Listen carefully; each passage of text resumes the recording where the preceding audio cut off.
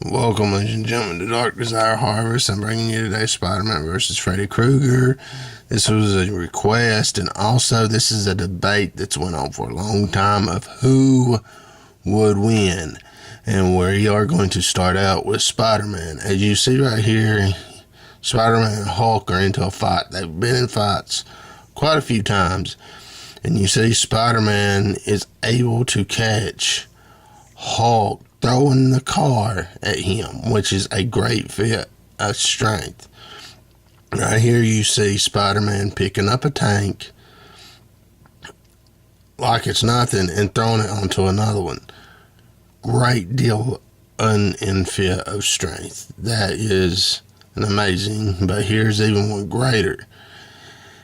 He shoots a web onto a tank, slings it around, and smashes it into another one like it is just nothing, with no effort at all. Right here, Spider-Man is like kind of sick, got like a fever, and he picks up multiple carts like they're nothing. An amazing deal of strength, but not just that. He sets it back on the railway. He is incredibly strong, but this is not even his greatest feat of strength. Right here he is holding up a part of the Daily Bugle that got destroyed on one side. He's holding it up. He's literally holding up the Daily Bugle because it's just side that just got destroyed, and you can see that it's weighing on him and going down, further down.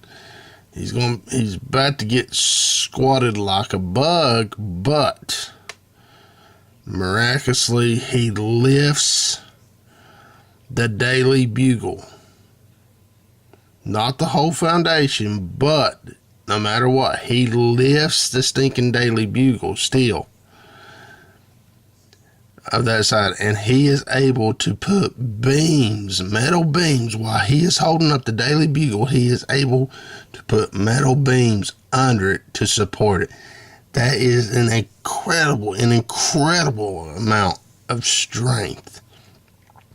And then you see, as he also used his webs, as you see the cartridges get empty, he had to use slews. I mean, Spider-Man is insanely strong, and he's underrated in his strength.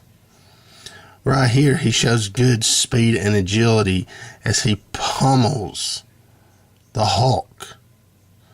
Spider-Man is an amazing fighter, all this kind of stuff. I mean, he's so underrated in a lot of his things.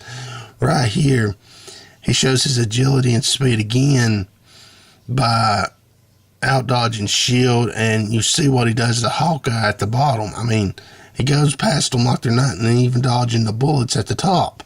I mean, he's crazy fast and agility, and right here, his speed and agility shows off. He's leaving multiple after images of himself. Multiple after images. Huh. And right here is Captain Marvel. The original Captain Marvel was a male, and he is able to keep up with Captain Marvel's speed. Come on. That's crazy. And right here, we're getting into the durability. This is Colossal Juggernaut. He takes a point-blank thunderclap from him, knocks him to the ground, but he is not unconscious. And right here, the Daily Bugle literally falls on top of Spider-Man, and he survives. Amazing feat. Right here, he has a building that falls on him. It's so many 100 billion tons that's on him, and he's able to get out from underneath it unscathed. And right here, it's his, smartness, showing. And his IQ, he tells them, is 250. He is a super genius. And right here is Richard Reed, who is literally probably the smartest of all. But it shows here that Peter's intelligence is off the chart. Richard says it himself. And right here, just like Richard understands metahumans and cosmic beings like Galactus, one of the only ones like him that understands that is Spider-Man, as it shows in this. Incredible smartness. And right here, Spider-Man in combat and everything. He is taking on the X-Men. The X-Men. He's outmaneuvering them all. He's webbing a few of them, like right here, he webs Nightcrawler. Nightcrawler is one of the best renowned known teleporters, and Spider-Man sticks it to him where he can't teleport. And he just goes right past the X-Men. He takes it off. He dodges Cyclops' optic blast. Spider-Man is an amazing character. He's crazy. Right here, he is on a space rocket,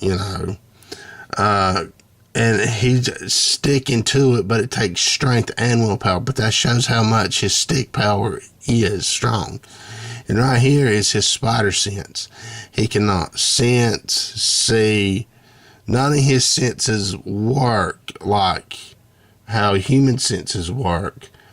But his spider sense senses invisibility attack. Right here, Freddy Krueger. We're going to start on him. Alright, this is showing Freddy attacking a girl. And that even though he attacks you in your dreams, however you are attacked in a dream, or even die, it happens in the real world like that. Because look at her back. He slashed her on the back. She's got his slash marks on her back from his blades. Here's another example. This boy was dreaming, and he's on a skateboard. There's a few clips before that, but I didn't decide to put them in. But you see him on Freddy's blade because they came out of the ground in the fewer images. And then you can see him get split right there. And in the real world, what happened to him? He split in half. Just like he was in his dream. He got split in half, and he's split in half in the real world. Alright, and also Freddy can do this. Freddy can make you see people as demons and evil creatures. If you're on the verge of half awake, half asleep, and make you seem like you're a psychopath like he did this guy. As you see people running and everything. Because he did. He killed innocent people, but he did not mean to because Freddy made him see that. And right here, in his dream world, Freddy shows that he has total domination. He is bigger than the world, the dream world. Right, as you see, he's like the size of Galactus. And right here's another thing. This boy is running for his life, and you see all this. It looks like Alice in Wonderland and, all this and that. But what it actually is this boy is on a planet, and Freddy Krueger is that planet. Freddy Krueger is a living planet in his dream world. Meaning, also in that part, he has total domination. As you see, right there as well. Yes, he may have lost to people, in the movies. This is comic books. I'm going by how his fits are. He is everything himself. And right here is when he goes after the Necronomicon.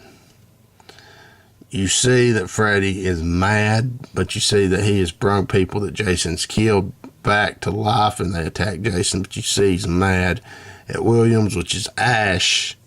He goes after him, and these trees come alive.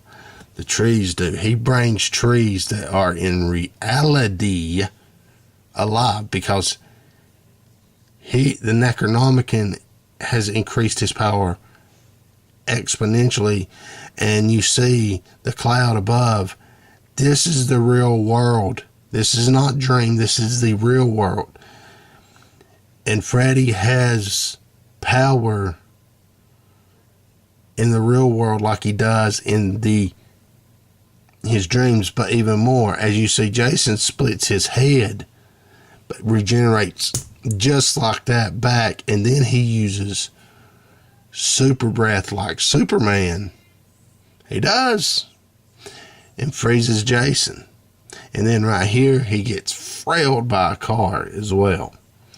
This car, because Ash is driving it and frozen, and you see it just ruins the front end. And it sends Freddy flying, and he gets impaled in the mouth by a tree, a branch. This is showing off durability as well.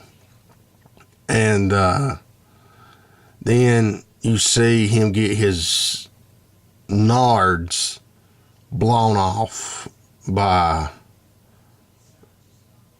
Ash's boomstick, his shotgun, but everything regenerates. And right here, Ash gets control of a tank, and he blasts it.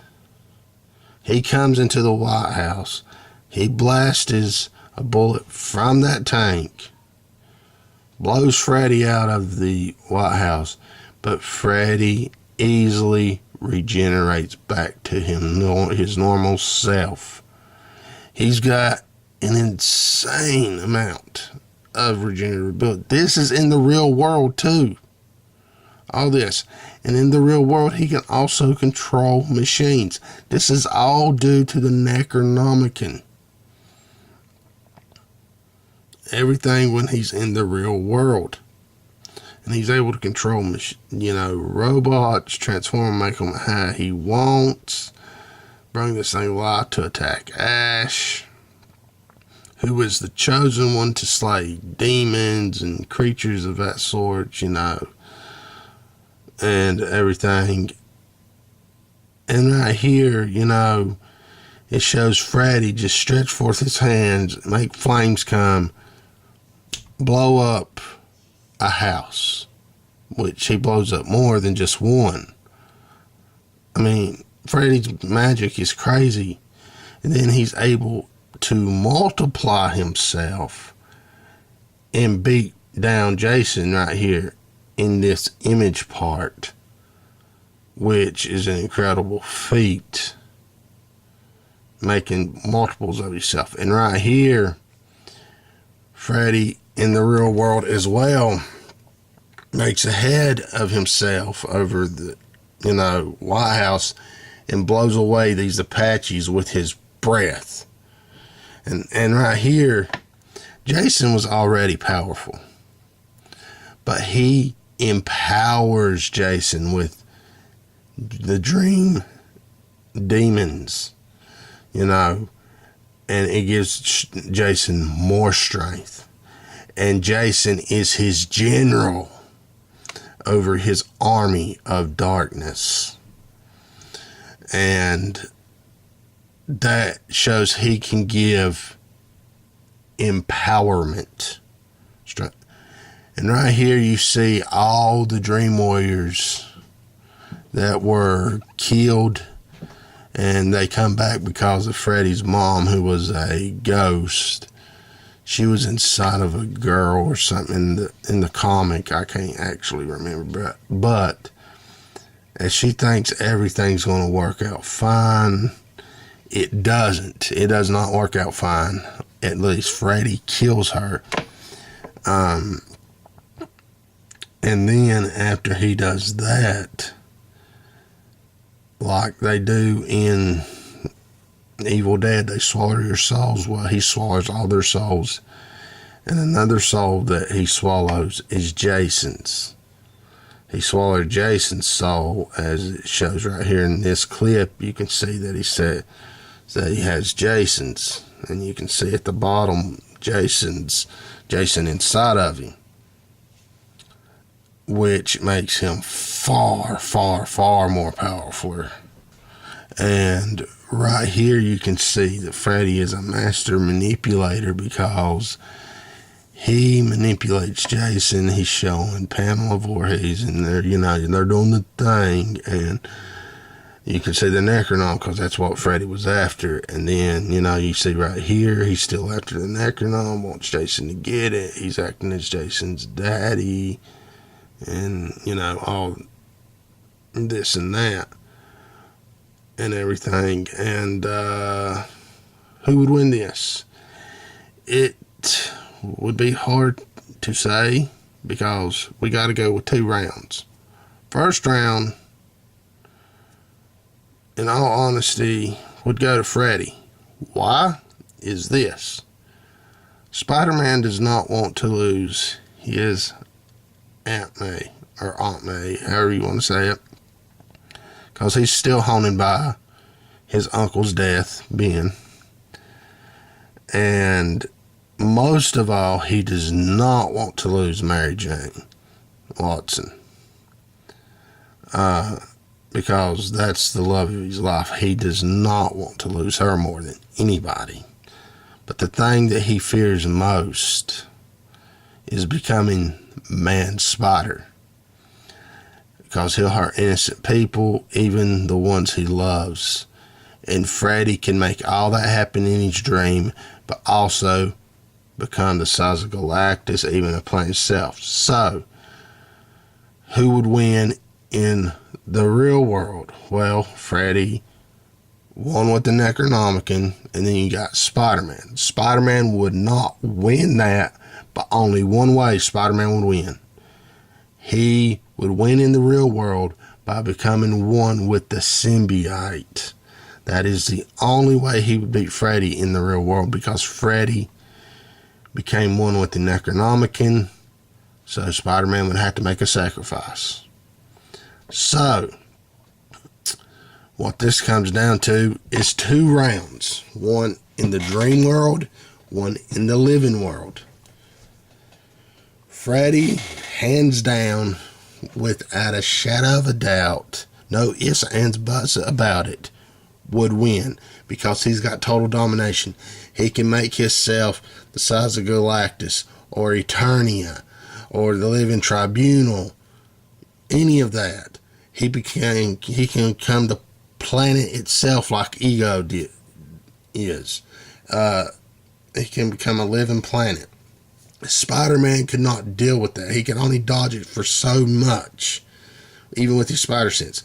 But when it comes down to the real world, Spider-Man would win, but he would have to have help from the army as well to take on the, Freddy's army of darkness to help him out. But Spider-Man could not beat him just as Spider-Man, because where Freddy has the Necronomicon, he would have to make a sacrifice and put the symbiote back on to beat Freddy Krueger with the Necronomicon. So, when it comes down to it, each one of them wins a fight apiece. So this match is a stalemate. Freddy wins in the dream world. Spider-Man wins in the real world with the symbiote suit. That's how it goes. It's a stalemate. No ifs, ands, buts about it.